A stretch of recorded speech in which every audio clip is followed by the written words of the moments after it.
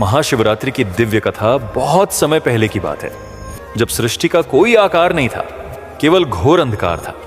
कोई आकाश नहीं, कोई पृथ्वी नहीं, केवल असीम शून्य था। तभी महादेव भगवान शिव स्वयंभू के रूप में प्रकट हुए। वे अनादि और अनंत थे, जिनका आदि था नाथ। जब सृष्टि की रचना होनी थी तो भगवान ब्रह्मा और भगवान विष्णु में इस बात को लेकर विवाद छिड़ गया कि उनमें से श्रेष्ठ कौन है। यह विवाद बढ़ता गया और तभी आकाश में एक विशाल अग्नि स्तंभ प्रकट हुआ। यह स्तंभ इतना विशाल था कि इसका कोई अंत नहीं दिख रहा था।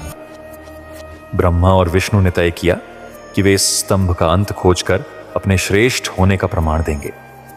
ब्रह्मा हंस का रूप धारण कर स्तंभ के ऊपरी छोर की ओर उड़ चले और विष्णु ने वराह रूप धारण कर उसकी गहराइयों में प्रवेश किया। युगों बीत गए, लेकिन कोई भी इस अग्नि स्तंभ का अंत न पा सका। अंततः थक हार कर दोनों देव वापस लौटे और स्वीकार किया कि वे इस स्तंभ का आदि अंत नहीं जान सकते। तभी स्तंभ के मध्य से एक दिव्य ध्वनि गूंजी। यह अग्नि स्तंभ स्वयं भगवान शिव का ही स्वरूप था, जो यह दिखाने के लिए प्रकट हुआ था कि वे ही आदि और अनंत हैं। ब्रह्मा और विष्णु ने शिव को प्रणाम किया और तभी भगवान शिव ने इस दिन को महाशिवरात्रि के रूप में पूजनीय घोषित किया। इस दिन महादेव के ध्यान, उपवास और पूजा से भक्तों को मोक्ष की प्राप्ति होती है। समय बीतता गया और भगवान शिव योग ध्यान में लीन रहने लगे। वे सांसारिक मोह माया से दूर एक विरक्त योगी के रूप में कैलाश पर्वत पर निवास करने लगे। उधर पर्वतराज हिमालय की पुत्री देवी पार्वती बचपन से ही शिव की आराधना करने लगी।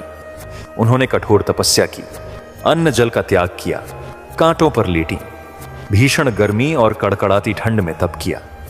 उनके इस कठिन तप को देखकर स्वयं ब्रह्मा और विष्णु भी चकित हो गए। देवी पार्वती की तपस्या से प्रसन्न होकर शिव उनके समक्ष प्रकट हुए और कहा, हे देवी, मैं तुम्हारी तपस्या से प्रसन्न हूं। बताओ, क्या वरदान चाहती हो?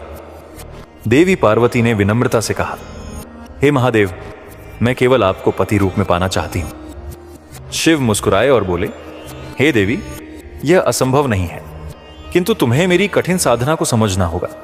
मेरा जीवन त्याग और तपस्या का है। मैं महलों का नहीं, श्मशान का वासी हूं। मेरे आभूषण गहने नहीं, सर्प हैं। मेरा शरीर चंदन नहीं, भस्म से सन्ना रहता है। यदि तुम यह सब स्वीकार कर सकती हो तो मैं तुम्हें पत्नी रूप में स्वीकार कर सकता हूं। देवी पार्वती ने प्रसन्नतापूर्वक कहा, हे प्रभु, मैं आपके हर रूप में आपकी अर्धांगिनी बनकर साथ रहूंगी। तब देवगणों और रार्षि मुनियों की उपस्थिति में एक दिव्य विवाह संपन्न हुआ। समस्त ब्रह्मांड इस विवाह से आनंदित हो उठा। इस विवाह को भी शिवरात्रि के रूप में मनाया जाता है। बहुत समय पहले एक शिकारी था जिसका नाम था सुगंध। वह जीविका चलाने के लिए पशु पक्षियों का शिकार करता था। एक दिन वह जंगल में शिकार करने गया, लेकिन संयोग से उसे कोई शिकार नहीं मिला। रात घनी हो गई। भूख और प्यास से व्याकुल वह एक बिल्व वृक्ष पर चढ़ गया। जैसे जैसे रात गहराती गई, वह जागता रहा और वृक्ष के पत्तों को तोड़ तोड़कर नीचे गिराने लगा। संयोग से उस वृक्ष के नीचे एक शिवलिंग स्थापित था और शिकारी अनजाने में भगवान शिव की पूजा कर रहा था। पूरी रात जागने और बिल्वपत्र अर्पण करने से शिव प्रसन्न हो गए। सुबह होते ही भगवान शिव ने प्रकट होकर कहा, हे शिकारी, तुम अनजाने में ही मेरी पूजा कर चुके हो, इसलिए मैं तुम्हें मोक्ष प्रदान करता हूं। अब तुम्हें पुनर्जन्म नहीं लेना होगा। इस प्रकार यह कथा हमें यह सिखाती है कि यदि कोई भी सच्चे मन से भगवान शिव की आराधना करता है तो वह निश्चित रूप से उनके आशीर्वाद से जीवन के कष्टों से मुक्त हो जाता है।